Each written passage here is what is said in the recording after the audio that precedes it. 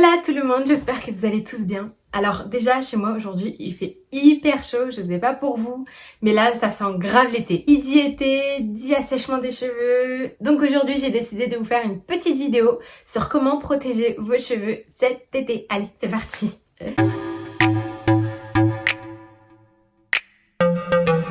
Bon alors, on aime tous bronzer, on aime tous aller à la mer, on aime tous aller à la piscine. Mais si vous voulez pas vous retrouver avec des cheveux très desséchés à la fin de l'été, je vous ai préparé une petite vidéo aujourd'hui où je vais vous expliquer rapidement comment protéger au maximum vos cheveux cet été afin d'éviter d'avoir à trop couper éventuellement en septembre, des cheveux trop desséchés à la fin de l'été. Entre les rayons des UV, entre le chlore de la piscine, entre l'eau salée de la mer, le sable, tout ça c'est des éléments pour vos cheveux qui sont très nocifs. Là je vous ai fait une petite liste de petites choses à mettre en place qui normalement devraient être faciles pour que vous puissiez protéger au maximum vos cheveux. Donc déjà on va commencer contre le soleil, contre les UV du soleil. Moi ce que j'aime beaucoup c'est protéger mes cheveux avec un petit produit qui vient légèrement enrober ma fibre capillaire et le protéger des UV. Donc j'aime bien appliquer ce petit produit de la marque Dessert Essence. Donc à la base c'est un soin en fait thermoprotecteur à la noix de coco, mais c'est aussi un soin en fait pour le cheveu et il va protéger légèrement vos cheveux du soleil. Donc il est 100% naturel et je le commande sur iHerb, je l'aime beaucoup. Ensuite, n'hésitez pas à porter un chapeau, un foulard en fonction de ce que vous avez.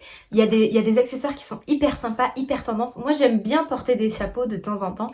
Alors bien sûr, il faut que ça s'inclue dans votre style vestimentaire et que c'est pas forcément facile à marier, mais vous pouvez avoir des petits foulards aussi en satin afin de protéger au maximum vos longueurs. Ensuite, il y a les huiles végétales. Certaines ont un indice SPF qui peut aller jusqu'à 35, donc c'est pas énorme, mais franchement c'est plus que correct pour des huiles végétales, donc des huiles naturelles. Alors je vous ai fait une petite liste. Il y a l'huile de framboise, de pépins de framboise, qui a un indice en fait entre 28 et 50 à peu près. Il y a l'huile de germe de blé, mais faites attention, celle-ci elle est très riche et qui a un indice à peu près de 20. L'huile d'avocat qui a un indice à peu près de 15 et celle de coco qui a à peu près un indice de 8. Bon, les autres elles sont en dessous de 6, donc j'ai pas jugé utile de vous les présenter dans cette vidéo. Et moi ce que je fais avant de m'exposer au soleil généralement, j'imbibe bien mes cheveux d'eau afin de bien les hydrater.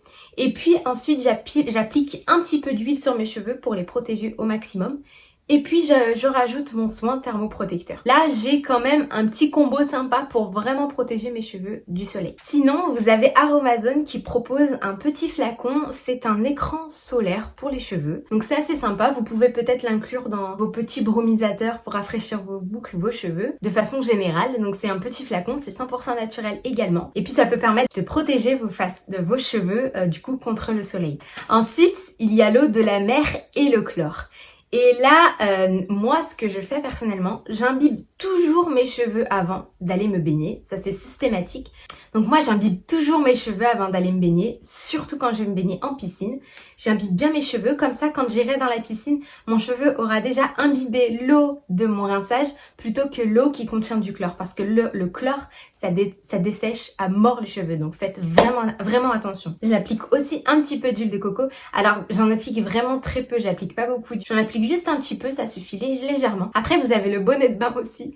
Bon, c'est affreux, hein, je veux pas vous mentir, moi j'en ai jamais mis. Si, quand j'étais petite, je me rappelle que j'en mettais. C'était un mauvais souvenir. Je me rappelle parce que j'avais beaucoup de cheveux et je devais le mettre. Alors, je devais tenir mes cheveux comme ça. Mon prof, il venait me le plaquer comme ça. Je me rappelle, c'était horrible. Donc, et après, pour l'enlever, je tirais comme ça mes cheveux. Enfin bon, bref. Donc voilà, vous avez le bonnet de bain, mais bon, c'est moche. Donc en fait, en appliquant une petite huile, ça va faire barrière avec le chlore. Ça va conserver le film hydrolipidique que vous avez dans le cheveu. L'eau va moins bien s'infiltrer en fait dans votre fibre capillaire. L'eau qui contient le chlore, elle aura plus de mal à s'imprégner dans votre cheveu. Le mieux, ça reste quand même le moins possible baigner vos cheveux dans le chlore. Par contre, l'eau de mer, l'eau de rivière, il n'y a pas de souci. Mais le chlore, quand même, essayez de les garder relevés. Essayez le plus possible de moins les laisser lâcher. Faites une tresse ou un chignon avec voilà votre noisette d'huile dans les cheveux. Et là, vous avez vous êtes paré pour bien que vos cheveux restent hydratés. Ensuite, quand vous sortez, que ce soit de la piscine, que ce soit de la mer, ce que vous voulez faire, c'est rincer immédiatement vos cheveux.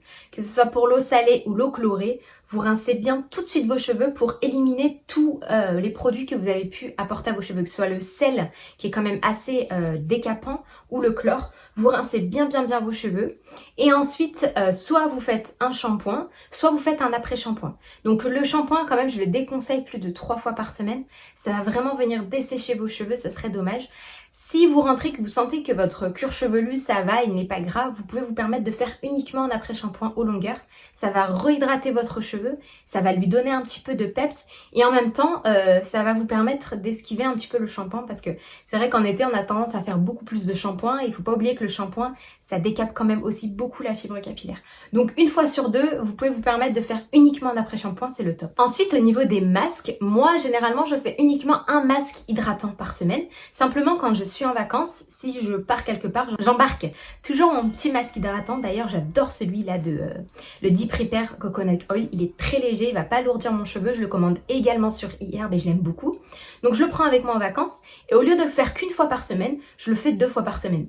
Je vais le laisser poser 5-10 minutes, hein, vraiment pas plus, et puis je le rince. Pareil à la fin de la journée quand je me suis baignée, ça va vraiment réhydrater mon cheveu, ça va lui permettre de moins se dessécher le moins possible. Donc voilà, ça c'est un produit quand même à prendre avec vous si vous voulez vraiment garder vos cheveux hydratés. Bon après que ce soit les Deep Repair ou un autre, c'est vraiment voilà, à vous de voir. J'aime beaucoup aussi celui de Shea Moisture, j'aime beaucoup celui aussi de Nat Essence. Mais voilà, veillez à prendre quand même un après-shampoing et un masque hydratant avec vous pour bien garder l'hydratation dans vos cheveux et éviter le dessèchement avec l'eau salée ou l'eau chlorée. Donc ensuite, et à la fin de l'été, forcément, on a tous un petit peu les cheveux secs, sauf celles qui se baignent pas, mais bon, moi c'est pas mon cas, j'adore me baigner. Donc à la fin de l'été, ce que je fais, je coupe un petit peu à chaque fois. Je coupe environ 1 à 2 cm. Sinon, ce que vous pouvez faire, c'est juste couper les endroits où vous avez des fourches. Mais par contre, ça met sa vie, quoi. Ça prend du temps. Vous regardez vos cheveux et aux endroits où vous avez des fourches, vous pouvez les couper. Mais bon, ce que je fais, moi, généralement, j'attrape mes cheveux et paf, je coupe 1 ou 2 cm.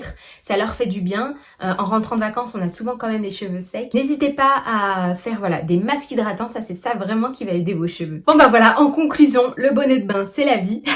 Si vous faites ces petites choses, normalement, vous devriez limiter les dégâts des UV, du chlore, de l'eau salée sur vos cheveux. En tout cas, dans sa globalité, en général, ce que j'aimerais quand même souligner, c'est important, veillez toujours à ce que vos cheveux soient protégés. Si vous comptez vous bronzer sur la plage pendant des heures et des heures, faites attention à voilà, bien protéger vos cheveux. N'hésitez pas à mettre un petit foulard.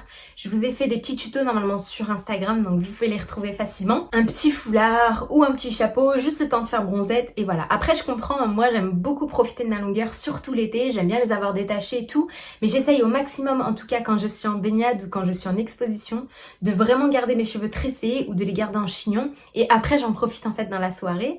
Et surtout aussi hydrater au maximum vos cheveux. Normalement avec ces petits conseils là vous devriez être parés pour garder une belle chevelure cet été. Je vous fais plein de bisous et on se retrouve rapidement dans une prochaine vidéo. Allez bye!